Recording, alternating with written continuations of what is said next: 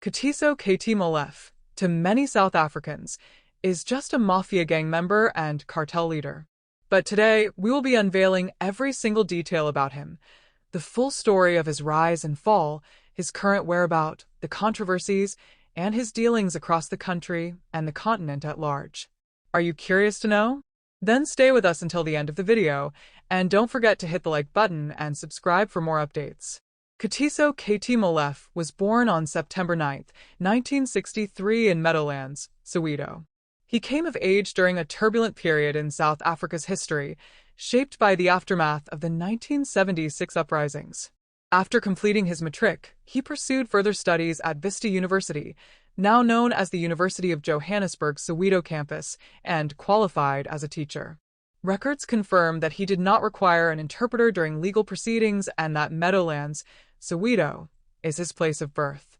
During Molefe's formative years, Soweto was marked by the harsh realities of apartheid, severe overcrowding, poor living conditions, strong cultural identity, and increasing political resistance.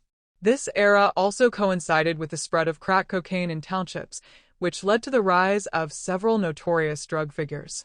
Among them were individuals such as Rox Lamine, Sticks, Maloto, a warrant officer from Moroka Police Station, and others, including Marcos Meiper.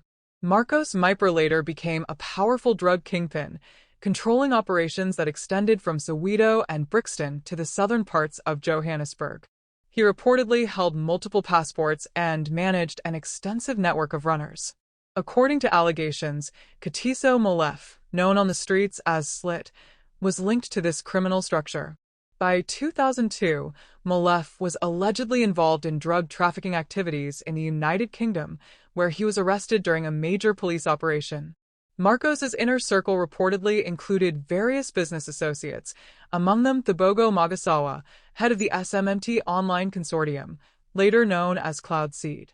This consortium secured a R1.2 billion Gauteng online tender in 2013. Magasawa is widely reported to be a close associate of Deputy President Paul Mashatile. In 2005, Marcos Meiper and his associate Morris Matib from Rockville in Soweto were discovered dead inside a stationary truck on Carmen Street in Naturena. Both men had been shot in the head. Reports suggested they were en route to conceal drug manufacturing equipment at Kia Park, allegedly stolen from another drug syndicate. These events are described as the foundation of Molefe's underworld exposure, a background that would later elevate him into a figure deemed a national security concern. In later years, Molefe appeared in public records as a wealthy Sandton-based businessman with significant assets and involvement in state tenders and property development. In August 2025, court documents revealed that he declared assets worth millions in his bail affidavit. These included a Mercedes-Benz SL 600 valued at R400,000, a Mercedes V-Class worth R1.8 million through his companies, and a Range Rover valued at R1.2 million. He also listed properties in Sandhurst worth approximately R17 million and another in Winchester Hills valued at around R3 million. His business interests reportedly extended to companies such as Sebastian Investments and Logistique. In October 2025, these entities were named as investors in a multi-billion rand airport development project in a struggling municipality. These ventures suggested that Molefe maintained substantial commercial influence even as criminal investigations intensified. Through bail applications and media reports, Molefe consistently portrayed himself as a legitimate businessman. He claimed to earn roughly R200,000 per month from various enterprises and argued that he was not a flight risk, citing that most of his assets and properties were based in South Africa, despite holding multiple passports. However, crime intelligence testimony painted a different picture. Molefe was identified as a central figure in the so-called Big Five cartel, an alleged Gauteng-based syndicate implicated in drug trafficking, contract killings, tender fraud, and state capture-style activities. In October 2025, Witness B testified before the Madlenga Commission of Inquiry that Molefe had connections to senior police officials. The witness further alleged that Molefe's nephew, Lucky Molefe, was being shielded by the cartel and that family members routinely warned Molefe of police surveillance. This blend of apparent business legitimacy and alleged criminal coordination became a defining feature of the case. According to the state, Molefe's wealth and corporate structures served as a cover for deeper corruption and violence. On April 17, 2024, an engineer named Armin, employed by Q-Tech in Vereeniging, was shot and killed in what investigators believe was a case of mistaken identity. Witness B testified that the intended target was a whistleblower who had exposed tender manipulation at Transnet Freight Rail. The complaint related to the procurement of springs, which were allegedly bought at R$3.90 each and resold to Transnet through SK Group at an inflated price of R$1,510 per unit. Lucky Molefe, who worked with Transnet, was accused of orchestrating the scheme. When an internal investigation began, Lucky allegedly contacted his uncle, KT Molefe, who in turn sought help from a former police detective known as Michael Tao. Shortly thereafter, the engineer was killed, having been mistaken for the whistleblower. Witness B further claimed that the Big Five cartel played a significant role in preventing law enforcement from apprehending suspects identified as masterminds behind the murder. Testimony revealed that Lucky Molefe has been on the run since December 2024, along with Tapelo Molefe, KT Molefe's son, who is also implicated. Efforts to arrest them were allegedly undermined by family members who provided warnings and logistical support to evade capture. The state alleges that Molefe is linked not only to this killing, but to multiple contract murders. Among these are the 2022 killings of musicians DJ Somebody, John Sashoka, and DJ Vintos, Hector Bitazzi, as well as Sashoka's bodyguards. Ballistics evidence reportedly links an AK-47 used in these murders to approximately 30 cases, 3 in KwaZulu-Natal and 27 in Gauteng. Firearms seized following the arrest of a hitman connected to another murder were also linked to these cases, according to testimony before the Madlenga Commission. Further investigative reporting connected Molefe's companies to major tender deals, including an airport project estimated at R$200 billion in a financially distressed municipality. Molefe was arrested on December 6, 2024 in connection with the engineer's murder. His bail process was lengthy and contentious.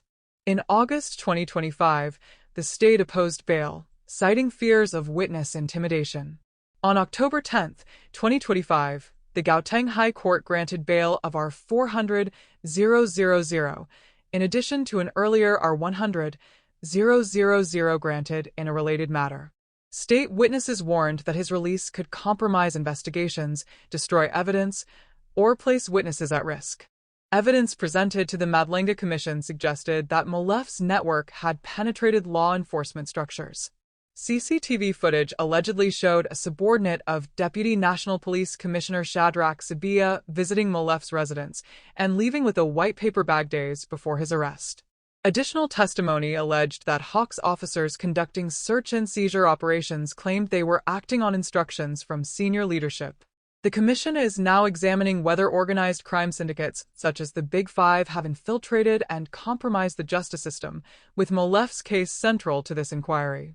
In September 2025, further allegations emerged that the Independent Police Investigative Directorate, IPID, was probing claims that Molefe's relatives were tortured while in custody following his arrest. 3 family members, Sindiswan Nyengu, Lebo M., and Itomaling Molefe, alleged they were assaulted while detained by the Gauteng SAP's organized crime unit in December 2024. Affidavits described beatings, electrocution, sleep deprivation, and threats of sexual violence, allegedly carried out to extract information about Molefe's associates.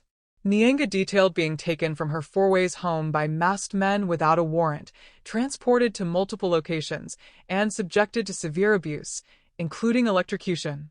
These allegations added another disturbing dimension to an already complex case.